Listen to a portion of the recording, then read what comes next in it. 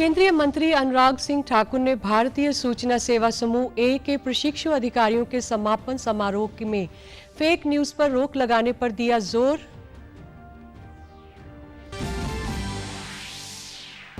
मुख्यमंत्री की अध्यक्षता में हाई पावर परचेज कमेटी की हुई बैठक में 5,412 करोड़ रुपए की खरीद को दी गई मंजूरी। किसानों को फसल खराबे का मुआवजा मई महीने में ही मिलेगा। अंबाला में स्थापित की जा रही प्रदेश की पहली जिम्नास्टिक रेजिडेंशियल अकादमी में ट्रायल हुए शुरू। प्रदेश भर से लगभग 170 तैराक और जिम्नास्ट ले रहे हैं हिस्सा।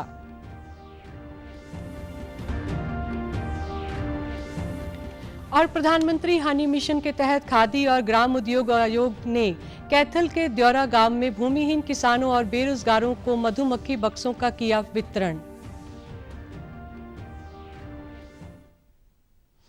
नमस्कार, मैं जगजीत कौर। अब समाचार विस्तार से।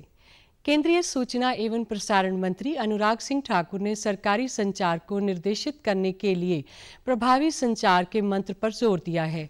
उन्होंने भारतीय जनसंचार संस्थान में भारतीय सूचना सेवा समूह ए के प्रशिक्षु अधिकारियों के समापन समारोह को संबोधित किया। केंद्रीय मंत्री ने फेक न्यूज पर लगाम लगाने के लिए फैक्ट चेक को अहम बताते हुए कहा कि दुनिया का सबसे खतरनाक वायरस फेक न्यूज है। उन्होंने कहा कि लोकतंत्र को मजबूत करने के लिए प्रत्येक व्यक्ति तक सही न्यूज पहुंचाना जरूरी है। So that public discourse is well informed.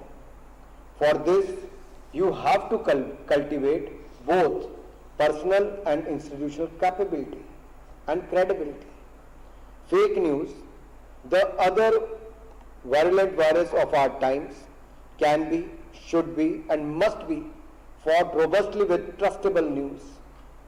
So it would be your job to think out of the box, cut the clutter, and relentlessly push the facts. You will not be just communicating information, you will be adding value to information to ensure it is not lost in the cacophony of 24/7 media. You will be presenting information in a manner to make it sufficiently attractive for media to use it prominently, even on days crowded with the breaking news. मुख्यमंत्री मनोहर लाल की अध्यक्षता में कल चंडीगढ़ में high power purchase committee की बैठक हुई। बैठक के बाद मुख्यमंत्री ने पत्रकार वार्ता में बताया कि इसमें 28 एजेंडों पर चर्चा हुई और 5,412 करोड़ रुपए की खरीद को मंजूरी दी गई। 375 नई ई बस लेने का फैसला किया गया है और 4.5 लाख स्ट्रीट लाइट लगाने के टेंडर को मंजूरी दी गई है। इसके अलावा पुलिस विभाग हेतु 41 दंगा विरोध प्रदर्शन नियंत्रण वाहनों की खरीद की भी मंजूरी दी गई है। जो आज किए गए थे उसमें मुख्य रूप से 375 नई जो ई बसेज हैं, खास करके जो सिटी बस सर्विस के लिए मंगवाई थी हमने, 12 मीटर की जिनकी लंबाई है, उनको क्लियर किया है ताकि सभी लगभग 8 या 9 शहर ऐसे हैं जिनमें वो बसें अब सिटी बस सर्विस के रूप में चलेंगी। जो शहरों में स्ट्रीट लाइट्स, साथ में अब हमने गाँव में भी इस बजट से पास किए हैं, तो स्ट्रीट लाइट्स के रेट कॉन्ट्रैक्ट किए हैं और उसमें 2 पार्टीज ऐसी हैं जिनसे 4.5 लाख स्ट्रीट लाइट्स का जो रेट टेंडर है, रेट कॉन्ट्रैक्ट है, ये किया है। पुलिस को भी राइट कंट्रोल व्हीकल्स इनकी जरूरत थी, तो पहले अभी 6 सीटर राइट कंट्रोल जो व्हीकल्स हैं वही पुलिस के पास थे। अब हमने नए 15 सीटर राइट कंट्रोल व्हीकल्स ये प्रोक्योर किए हैं, 41 नए व्हीकल्स ये प्रयोग किए हैं। साथ ही मुख्यमंत्री ने कहा कि बेमौसम बारिश और ओलावृष्टि की वजह से फसलों में हुए नुकसान की मुआवजा राशि किसानों को मई माह में ही भेज दी जाएगी। मेरी फसल मेरा ब्यौरा पोर्टल बनाया है कि आपकी फसल कितनी है, कितने एकड़ में है, उसकी जानकारी पहले देते हैं। फिर क्षतिपूर्ति पोर्टल में 72 आवर्स के अंदर जब भी कोई नुकसान होता है उसके अंदर उसको एंटर करते हैं। पटवारी हैं, तहसीलदार हैं, वो उसको वेरीफाई करते हैं और फिर बाद में जैसे ही फसल का सीजन पूरा होता है उनको हम कंपनसेशन देते हैं। मई के महीने में सबको ये कंपनसेशन की राशि चली जाएगी। प्रदेश की पहली जिम्नास्टिक रेजिडेंशियल अकादमी अंबाला में स्थापित की जा रही है। अंबाला छावनी स्थित वॉर हीरोज मेमोरियल स्टेडियम में स्विमिंग और जिम्नास्टिक की रेजिडेंशियल अकादमी के लिए ट्रायल शुरू हो गए हैं। इसमें प्रदेश भर से लगभग 170 तैराक और जिम्नास्ट हिस्सा ले रहे हैं। खेल विभाग के डिप्टी डायरेक्टर निर्मला और हरियाणा जिम्नास्ट अकादमी के जनरल सचिव और जिम्नास्टिक कोच संदीप कुमार ने बताया कि ट्रायल में 50-50 खिलाड़ियों का चयन होगा। सभी को 400 रुपये डाइट का खर्च दिया जाएगा। सरकार की यह नीति सराहनीय है और इससे खेलों को बढ़ावा मिलेगा।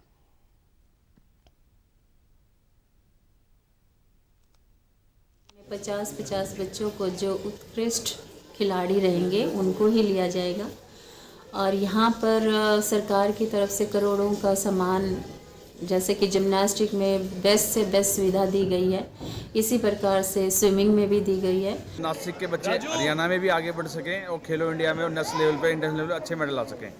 यहाँ पर 400 रुपये पर डे की बच्चों को रिहाइश में अपना डाइट मनी मिलेगी और यहाँ पर बहुत अच्छा हमारे पास हॉस्टल है, उसमें बच्चे रहेंगे। खिलाड़ियों ने रेजिडेंशियल अकादमी खुलने पर खुशी जताते हुए कहा कि ये यहाँ आकर काफ़ी उत्साहित हैं। यहाँ पर सरकार द्वारा खिलाड़ियों के लिए अनेक सुविधाएं उपलब्ध करवाई गई हैं। कि में एक साथ और इतनी अच्छी फैसिलिटीज़ दी जा रही है। यहाँ पे हमारी स्कूलिंग वगैरह, मतलब हमारी फिज़िकल फिटनेस, डाइट्स वगैरह सबका यहाँ पे अच्छे से ध्यान रखा जा रहा है, तो ये बहुत अच्छा मौका है हमारे लिए। मैं हरियाणा सरकार को बहुत बहुत धन्यवाद करना चाहूँगी कि उन्होंने इतना बड़ा, इतना अच्छा कदम उठाया खिलाड़ियों के लिए, ताकि उनका जो भविष्य है वो काफ़ी अच्छा हो सके, हम लोग इंडिया को मेडल दे सकें। इसलिए उन्होंने एक एकेडमी चलाई है अम्बाला में, जहाँ इंटरनेशनल लेवल के ऑपरेटर्स हैं और यहीं इतनी अच्छी डाइट की सुविधा है, यहीं स्कूलिंग की सुविधा है, अच्छा रहने के लिए है। यहाँ पे आके बहुत अच्छा लगा है और यहाँ पे सरकार ने जो खेलों के साथ साथ शिक्षा का किया ना, वो भी बहुत अच्छा है और आगे के लिए बहुत अच्छे खिलाड़ी निकलेंगे हरियाणा से और हरियाणा का नाम रोशन होगा। प्रधानमंत्री हनी मिशन के तहत खादी और ग्राम उद्योग आयोग शहद उत्पादन में भूमिहीन किसानों और बेरोजगारों को ट्रेनिंग देने के साथ ही मधुमक्खी के बॉक्स भी दे रहा है। खादी एवं ग्राम उद्योग आयोग के अध्यक्ष मनोज कुमार ने कहा कि प्रदेश में अब तक 440 लाभार्थियों को मधुमक्खी प्लान का प्रशिक्षण देकर 4400 बक्सों का वितरण किया जा चुका है। उन्होंने गांव देवरा में 40 मधुमक्खी पालकों को 400 मधुमक्खी बक्सों का वितरण किया। इसके अलावा योजना के तहत 803 लाभार्थियों के लिए 26.45 करोड़ रुपए की अनुदान राशि ऑनलाइन जारी की। उन्होंने कहा कि प्रधानमंत्री रोजगार सृजन कार्यक्रम पीएम नरेंद्र मोदी के आत्मनिर्भर भारत के सपने को साकार करने में एक महत्वपूर्ण भूमिका निभा रहा है।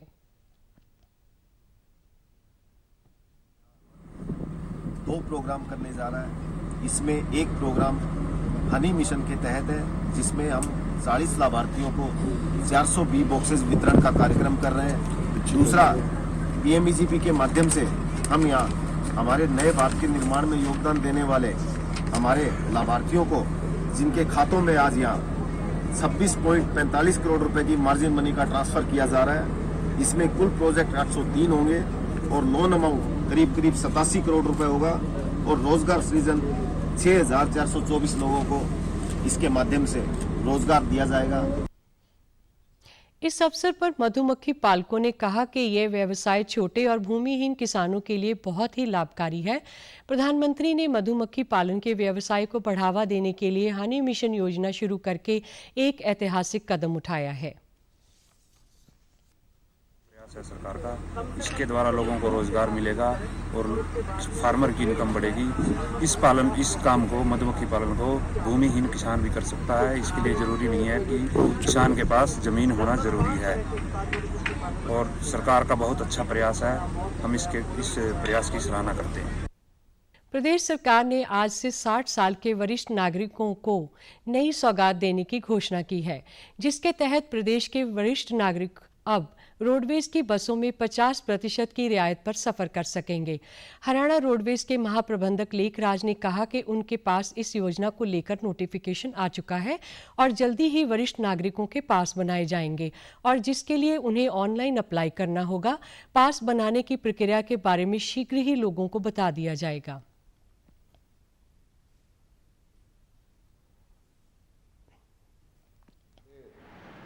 मेल थे सीनियर सिटीजन जिनकी 65 के बाद आधी टिकट लगती थी, अब 60 के बाद लगा करेगी।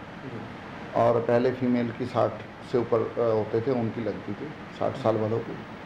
तो अब मेल और फीमेल दोनों की 60 जो हो जाएंगे उनका जो है आधा टिकट लगेगा और उसके लिए हम पास भी बना के देंगे। अपने पोर्टल पे जाके सारी अपनी डिटेल भरनी होगी और परिवार पहचान पत्र की डिटेल डाल के तो उनके नंबर पे OTP आएगा जो परिवार पहचान पत्र का उन्होंने मोबाइल नंबर दिया होगा। वरिष्ठ नागरिकों ने इस फैसले पर सरकार का धन्यवाद करते हुए कहा कि रोडवेज की बसों में 50% की रियायत का उन्हें बहुत आर्थिक लाभ होगा। मिलेगी और लोग बेचिंत होकर जाएंगे, कोई टेंशन नहीं होगी। ये बहुत अच्छा फैसला है सरकार का। आगे भी ऐसे अच्छे अच्छे फैसले लेने चाहिए सरकार।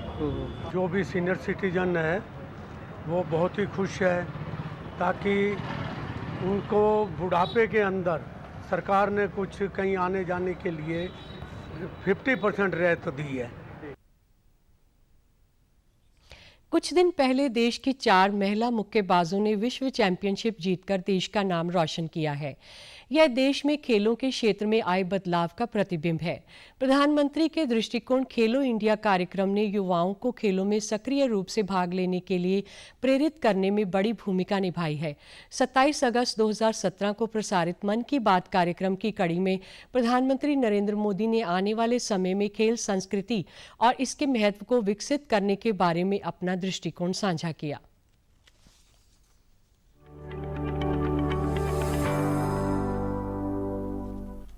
मैं चाहता हूं कि देश की नई पीढ़ी खेल से जुड़े, खेल हमारे जीवन का हिस्सा बने। अगर हम दुनिया के युवा देश हैं तो हमारी ये तरुणाई खेल के मैदान में भी नजर आनी चाहिए।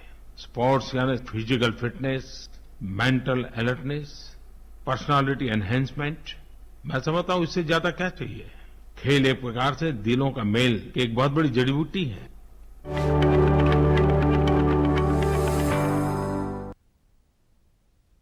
बजट 2023 में दी गई घोषणाओं के बाद आज से बहुत से नियमों में बदलाव हो गया है। ये बदलाव आम लोगों के जीवन से जुड़े हुए हैं। इसमें नई कर व्यवस्था का आना, डेब्ट म्यूचुअल फंड के नियमों में बदलाव, कस्टम ड्यूटी में होने वाले बदलाव और इससे उत्पादों पर होने वाले असर, LPG सिलेंडरों की नई कीमत जैसे नियम शामिल हैं। आयकर दाताओं के लिए नई कर व्यवस्था आज से डिफॉल्ट रूप से लागू हो गई है। इससे टैक्स पेयर के टैक्स स्लैब में बदलाव आ गया है। साथ ही 7 लाख तक की आय पर कोई टैक्स का भुगतान नहीं करना पड़ेगा। पुरानी कर व्यवस्था में बने रहने के लिए आयकर विभाग को आवेदन देना होगा। पहले जहां 50,000 रुपए तक की मानक कटौती केवल पुरानी कर व्यवस्था में ही रहती थी, आज से ये नई कर व्यवस्था में भी लागू हो गई है।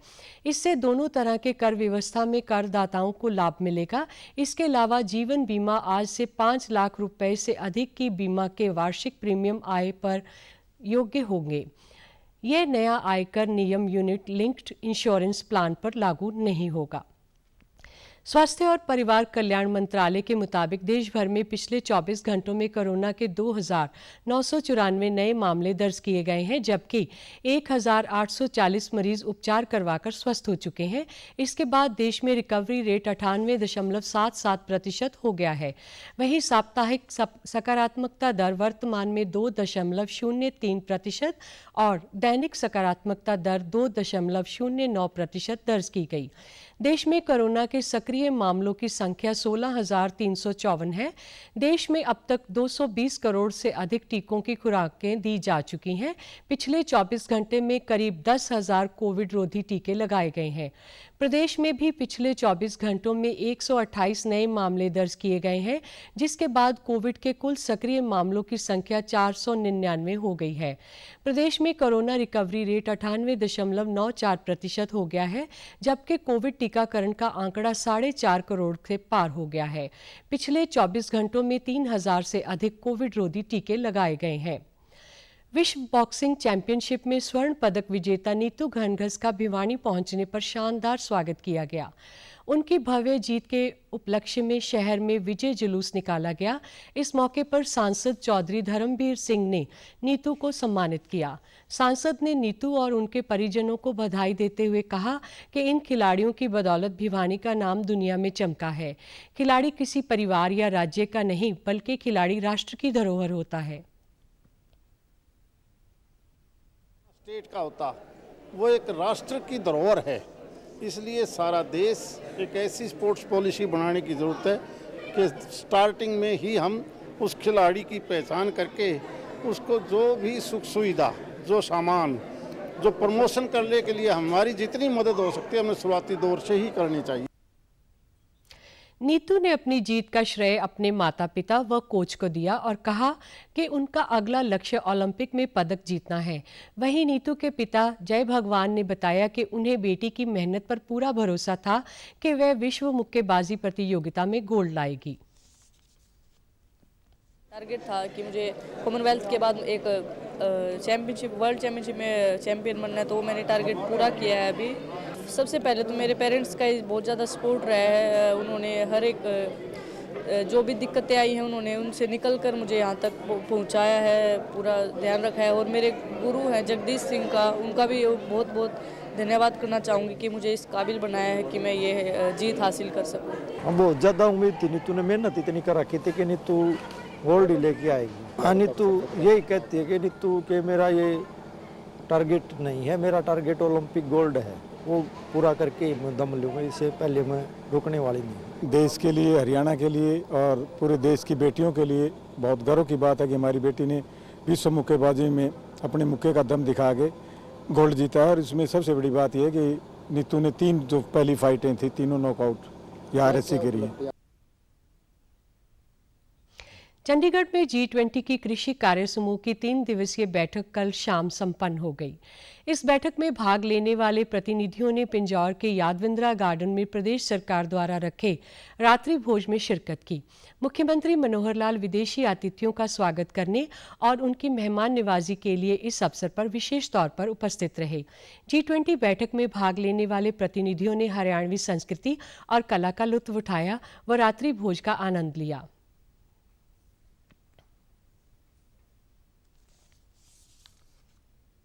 अब खबरें फटाफट।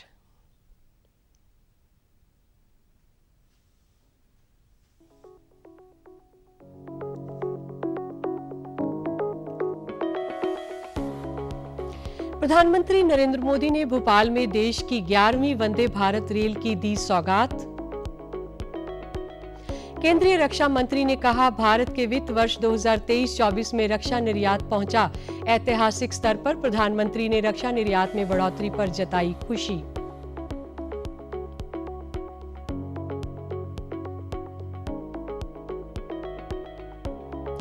देश में आज से प्राकृतिक गैस क्षेत्र में समान टैरिफ लागू। इससे एक राष्ट्र, एक ग्रिड और एक मूल्य का स्वप्न होगा साकार।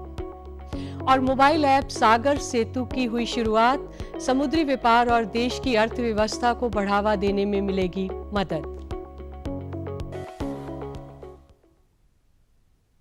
समाचारों में आज इतना ही। नमस्कार।